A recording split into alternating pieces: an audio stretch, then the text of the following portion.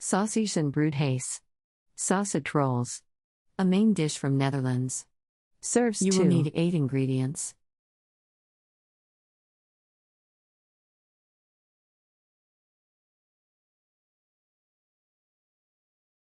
Step 1.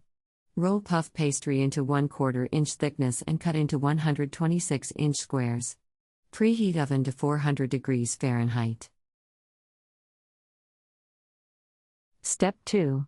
Mix the filling ingredients together well.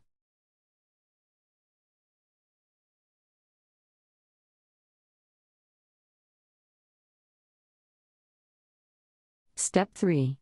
Make 12 roll about 5.5 inches long. Place the rolls on the puff pastry squares and roll the dough around the filling.